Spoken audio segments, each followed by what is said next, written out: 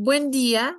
En esta ocasión les vamos a hablar sobre lo que llegarían a ser las lesiones de calor o frío.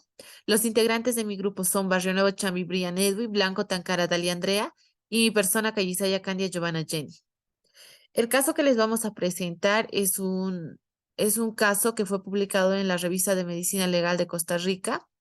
Es una edición virtual, el volumen 33, en septiembre del 2016. El título del caso es Hipotermia a propósito de un caso. La autora de este caso es Natalia Campos Chacón.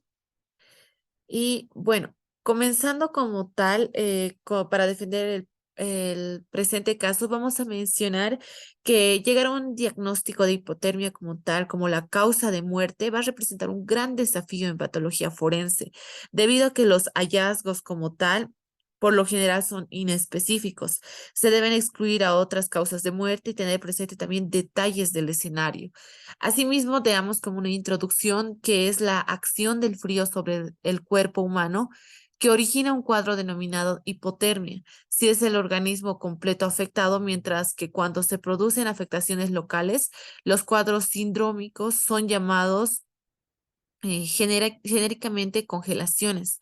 Hay que tener en cuenta que el frío siempre provoca alteraciones en todo el organismo, con isquemia generalizada, secundaria y aparecer lesiones locales en las partes menos vascularizadas, más vitales o más expuestas como tal. Asimismo, podemos mencionar que la hipotermia puede ser responsable de la muerte de personas sanas, quienes accidentalmente o por influencia de ciertas sustancias pueden exponerse a bajas temperaturas y no tener miedos o se podría decir medios de ayuda para poder representar y tomar como tal o evitar estas consecuencias. En cuanto al caso clínico, podemos mencionar que se trató de un paciente masculino de 42 años de edad con antecedentes de hipertensión arterial y toxomanía. Según el informe de muerte de investigación el 21 de febrero del 2015, el fallecido viajaba en un vehículo en compañía de tres sujetos, los cuales lo bajaron en la ruta 32 hacia un lote llano, en donde se lo golpean de apariencia y lo tiran a un precipicio como tal. Posteriormente se amplió la información en el informe policial donde se indicaba que él falleció como tal en la ruta 32 y a la llegada de la Cruz Roja aún se encontraba con vida en un estado hipotérmico. Dicho personal manifestó que el ofendido les indicó que viajaba en un vehículo junto con tres sujetos, quienes lo amenazaron, lo golpearon eh, y como tal, él decidió lanzarse, ya que presentó en riesgo su vida y asimismo esconderse en el precipicio. Posteriormente a esto, el paciente llega a fallecer y asimismo se explica que bajo la circunstancia al buscarlo, se lo vio entre la maleza. Y se agrega además una entrevista realizada a la esposa del fallecido, quien indicó que él había salido a trabajar desde el día miércoles y aún el viernes no había aparecido, ni sabía nada de él. Este mismo día llegó el sujeto que le alquiló el carro a buscarlo a la casa y ese sábado llegó nuevamente a buscarlo, pero le indican que sigue sin saber nada acerca de su esposo. En horas de la tarde, el padre del ofendido le llama vía telefónica diciendo que recibió una llamada de los sujetos indicándole que debían darles el dinero a cambio de que no mataran a su hijo. Posteriormente, la esposa recibió una llamada similar y según el personal de la Cruz Roja, como tal, se llega a mencionar que la extracción del cuerpo duró unas 7 horas, ya que era un área de difícil acceso como tal. En la autopsia médico-legal, el fallecido se encontraba vestido solamente con un pantalón de mezquilla, un calzoncillo y una medias. Al examen externo presentó una herida contusa y hematosa como tal en el epicráneo, en la región parietal izquierda con múltiples excoriaciones y equimosis en tórax, abdomen, dorso y las cuatro extremidades. Al examen interno se evidencia igual una fractura de la 10ª y 11ª costilla izquierda contusión pulmonar izquierda al nivel del lóbulo inferior y fractura no desplazada en la tibia izquierda en su tercio proximal como tal. Asimismo, no se evidenció ninguna lesión tanto al examen externo como interno, como alteraciones. Se encontró cardiomegalia con hipertrofia del ventrículo izquierdo y una aterosclerosis aórtica con placas de ateroma duras que cubren el 50% de la superficie. El hígado se encontró amarillento, de superficie lisa y los riñones con una superficie granular. Asimismo, cabe mencionar que se realizó un estudio histológico, el cual reportó como tal una coagulopatía de consumo, vascularización en las células pancreáticas, focos de necrosis en páncreas, edemas y congestión pulmonar, focos de atelectasia pulmonar y congestión hepática pericentral y microhemorragias en suprarrenales. Asimismo, también podemos mencionar algunos asociados al uso de las drogas y los exámenes toxicológicos reportaron cocaína y metabolitos de cocaína en sangre. En cuanto a las condiciones ambientales del sitio, se solicitó se solicitó al Instituto Meteorológico las temperaturas en el cual estuvo el paciente, los cuales reportaron entre 18 a 16,1 grados centígrados. Hablaremos sobre la anatomía normal. Empezaremos por la cabeza. La cabeza consta del cráneo, la cara, el cuerpo cabelludo, los dientes, el cerebro, los nervios craneales, las meninges, los órganos especiales de los sentidos y otras estructuras como los vasos sanguíneos, los linfáticos y la grasa. También es el lugar donde se ingiere la comida y se inhala y exhala el aire. Bien, ahora vamos a hablar sobre los huesos de la cara, que éstas se van a llegar a dividir en dos partes, el neurocráneo y el esqueleto facial viscerocraniano. El neurocráneo proporciona las carcasa para el cerebro y las meninges cerebrales, las partes proximales de los nervios craneales y los vasos sanguíneos. El cráneo tiene un techo de forma de bóveda, la calvaria y un piso base del cráneo, que se compone del esfenoides y la parte del occipicio y temporal. O sea, quiere decir que el esqueleto facial consta de huesos que rodean la boca, la nariz y contribuyen a las órbitas. Con el corazón, va a estar situado en el tórax, por detrás del esternón y delante del esófago, la aorta y la columna vertebral.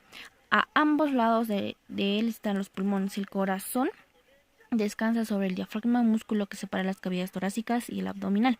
Ahora, el corazón tiene forma de cono invertido, con la punta de ápex dirigida hacia la izquierda. En la base se encuentran los vasos sanguíneos que llevan la sangre al corazón y también la sacan.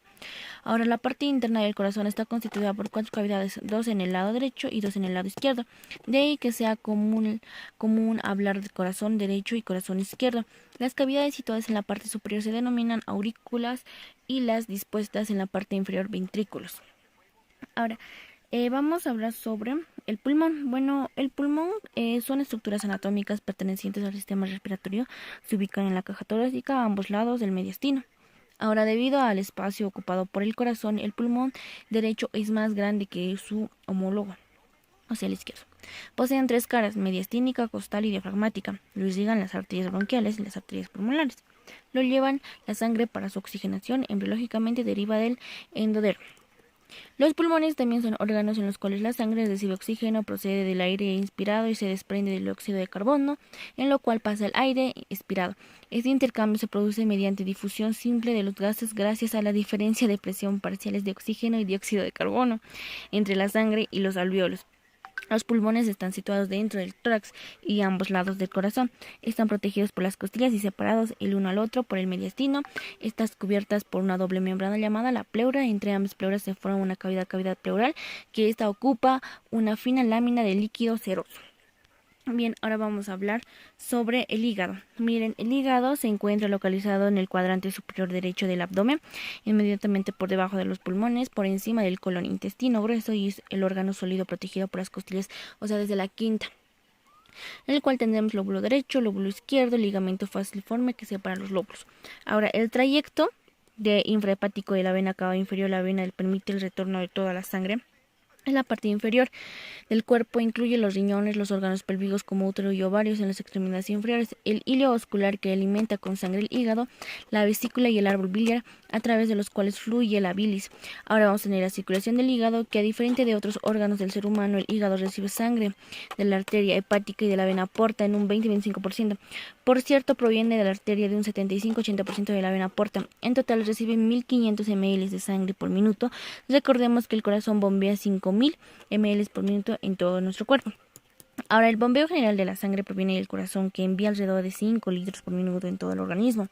La sangre arterial proviene directamente de la arteria aorta. La sangre venosa llega a través de la vena portal, porque proviene de tres venas principales, que son del vaso, del mediastérica superior y del mesentérica inferior. La sangre arterial irriga y oxigena y da lugar a las arterias císticas y las ramas derechas y izquierdas del hígado. La sangre venosa es rica en nutrientes hormonales y enzimas digestivas y péptidos que regulan a la afluencia sanguínea. Ahora, la inervación del hígado, vamos a tener que esta recibe nervios tan solo su periferia en la llamada cápsula. Si bien que recibe ramas del nervio vago anterior del plexo solar en su parte entera, prácticamente no tiene sensibilidad. O sea, cuando se va a realizar un trasplante hepático y se corta o reseca, el hígado dañado principalmente por cirrosis llegaría a no afectar la función del nuevo hígado, sino que el trasplante, a pesar de que no tiene comunicación con el sistema nervioso sistémico. Es por eso. Bien, ahora vamos a hablar sobre la tibia. Bien, la tibia, o también canalilla, es un hueso largo de la pierna y se encuentra medialmente a la fíbula peroné. Es el hueso que soporta el peso de la pierna, por lo que es el segundo hueso más grande del cuerpo y del fémur. Y bueno, continuando, vamos a hablar de la hipotermia. Primeramente vamos a hablar de su clasificación. Entre estas tenemos una clasificación de hipotermia leve, moderada, severa, profunda y extrema. Pero también tenemos otro tipo de clasificación. Primeramente vamos a definir la hipotermia. Se define como temperatura central menor a 35 grados Celsius o centígrados. La hipotermia accidental puede dividirse en dos tipos, en primaria y secundaria. La primaria ocurre cuando una persona sana es expuesta a condiciones ambientales de frío extremo. Por ejemplo, la inmersión en agua helada como un ejemplo. La hipotermia accidental secundaria va a ser debido a alguna enfermedad inducida por cambios de termorregulación. Entre estas tenemos lo que es el hipotiroidismo, la intoxicación por drogas y eso básicamente. En cuanto a la clasificación en escalas de severidad, de acuerdo con los cambios fisiológicos que ocurren en la medida que desciende la temperatura, tenemos cinco tipos, como ya les he dicho. La hipotermia leve, el cual va desde los 35 grados centígrados a 32 grados centígrados. En este ya van a existir cambios vasculares leves como vasoconstricción, taquicardia, aumento de la presión sanguínea, neurológico, va a llegar a generar disartria, amnesias, alteración de juicio y ataxia. En en el de tipo B, que va a ser hipotermia moderada de 32 a 28 grados Celsius, se presentan cambios en la conducción cardíaca. El tipo C, que va a llegar a ser hipotermia severa de 28 a 20 grados centígrados Celsius, la producción de calor y los mecanismos de conservación térmica van a empezar a fallar como tal. En el de tipo D, que va a ser una hipotermia profunda de 20 a 14 grados centígrados, los pacientes ya van a llegar a presentar como tal una sistolia. En el tipo E, el cual es considerado una hipotermia extrema, que es menor a 14 grados centígrados, esta pues ya va a ser incompatible con la vida, excepto cuando va a llegar a ser inducida, por ejemplo, en las inmersiones con agua helada. Esta debe ser controlada terapéuticamente. En cuanto a los tipos de lesión, podemos verlos acá, que vamos a empezar a hablar poco a poco de ello. Primeramente vamos a hablar de la fisiopatología, el cual va a llegar a producir alteraciones funcionales en la membrana celular, con salida de líquido intracelular, disfunción enzimática y desequilibrio electrolítico. En este caso puede llegar a generar hiperpotasemia. También se va a disminuir el consumo de oxígeno debido a las bajas temperaturas, generando esto una alteración de la extracción de oxígeno con tejidos hipotérmicos. La hipotermia también va a llegar a producir arritmias, trastornos de conducción en el miocardio. Las más frecuentes pueden llegar a ser bradiarritmias, bloqueo auriculoventricular, prolongación y alteraciones de lo que son el complejo PR, QRS y el QT. Por cada grado centígrado va a llegar a disminuir la temperatura, que disminuye la temperatura como tal. El consumo de oxígeno va a llegar a bajar, en este caso de un 5 o 15%, por ejemplo. Hay preservación del equilibrio ácido-base en las hipotermias leves y moderadas, pero en la hipotermia severa, el metabolismo mismo se va a convertir en anaerobio. Por ende, va a llegar a generar una acumulación de intracelular de lo que es el lactato y acidosis metabólica. Ahora también tenemos algún tipo de función igual. En la parte gastrointestinal va a llegar a afectar como con la hipotermia moderada y severa a lo que es el ilion y va a llegar a volverlo adinámico como tal. Una disminución del metabolismo hepático también va a llegar a generar y puede llegar a generar úlceras de Wisniewski, si no me equivoco. También puede llegar a generar desequilibrio de líquidos y electrolitos, como ya les había dicho, generando esto una hiperpotasemia, una hemoconcentración, el volumen sanguíneo total va a llegar a disminuir, el gasto cardíaco y va a llegar a generar la disminución de la filtración glomerular. Y bueno, eso sería en cuanto a la fisiopatología. Ahora vamos a ir con los tipos de lesión por exposición al frío directamente. Entre estas vamos a tener dos tipos, la de lesión por congelación y la de lesión sin congelación. La de lesión por congelación es debida al congelamiento de los tejidos y la formación de cristales de hielo intracelulares. Estas van a llegar a ocluir microvascularmente y generar una anoxia. Según la profundidad involucrada, pues se va a llegar a graduar en 4 grados. La de primer grado, que va a ser una hiperemia, edema sin necrosis cutánea. La de segundo grado, que va a llegar a ser formación de vesículas hiperémicas y edema con necrosis cutánea de espesor parcial. La de tercer grado, cual va a llegar a ser una necrosis cutánea de espesor completo con hemorragia y formación de vesículas. Y la de cuarto grado, que ya se considera una necrosis cutánea de espesor completo, incluyendo músculos, huesos y generando lo que es gangrena. Ahora, en el tipo B, que va a ser lesión sin congelación, es debido al daño endotelial microvascular, estasis y oclusión vasculares directamente.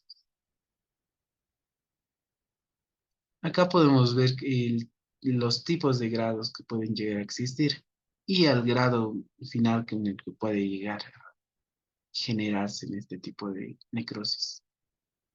Ahora vamos a hablar de los hallazgos en una autopsia como tal. Primeramente vamos a hablar de los hallazgos macroscópicos. Entre los hallazgos macroscópicos, pues vamos a generar, vamos a hablar más que todo que a falta de hallazgos patognomónicos, actualmente van a llegar a reconocerse unos dos signos clásicos. Entre estas pueden llegar a generar o asociarse a lo que es la muerte por hipotermia. Entre estas tenemos las hemorragias petequiales en mucosa gástrica y las heladuras propiamente dichas, o decoloración violácea en puntas de dedos. Em, Esta igual está dividida en varias secciones. En el tipo A, la lividez, se puede llegar a encontrar un tono rosado cereza debido a la cantidad de oxihemoglobina que va a acumularse en sangre. La de tipo B, la B que va a ser cambios en piel, como ya les había dicho, va a haber una decoloración violácea en las puntas de los dedos o heladuras, como se le conoce, pies o nariz. La C, tendremos hemorragias petequiales de la mucosa gástrica. La D, cambios pancreáticos. En esta básicamente se puede llegar a observar una pancreatitis hemorrágica. También es posible observar una necrosis grasa de tejido pancreático. En las hemorragias en músculos y articulaciones, pues más que todo va a estar afectado el músculo iliopsoas, ya que es ricamente vascularizado. En las glándulas endocrinas puede llegar a ocurrir cambios como respuestas a la demanda de calor de estos órganos. Entre los cambios morfológicos se describe depleción coloidal tiroidea. Ahora vamos a hablar de los hallazgos microscópicos. Se han descrito varios cambios histopatológicos relacionados con muertes por extremo frío. Entre estas tenemos cambios en la piel, el cual va a llegar a generar eritema debido al frío o heladuras, como ya se había dicho, de las cuales también vamos a llegar a tener lo que son las manchas de Wisniewski. Histopatológicamente, estas lesiones pueden llegar a caracterizarse por necrosis mucosa, conformación de matina. También tenemos lo que es la trombosis venosa del colon. Anteriormente se describieron los infartos en la submucosa colónica en la histopatología, en el cual va a llegarse a observar la aparición de infiltrado inflamatorio obstructivo, eh, cambios pancreáticos, los cuales ya les habíamos dicho que van a llegar a generar necrosis focal en tejido adiposo del páncreas, peripancreático, y puede llegar a generar una pancreatitis hemorrágica. También puede no generar una pancreatitis hemorrágica y generar vacuolizaciones pancreáticas. Va a haber una degeneración grasa del epitelio renal, por lo cual va a llegar a caracterizarse por una vacuolización de células epiteliales, fenómeno conocido como Armani-Epstein. También tenemos en las glándulas endocrinas una depleción coloidea y vacuolización de las células adrenales. Otros cambios que podemos llegar a mencionar, pues en este caso sería en una hipotermia fatal, se puede llegar a generar una degeneración grasa de las células del músculo cardíaco y células hepáticas, además de una depleción de glucógeno en las últimas. Y eso sería en cuanto a los hallazgos y de la autopsia. Va a continuar mi compañero.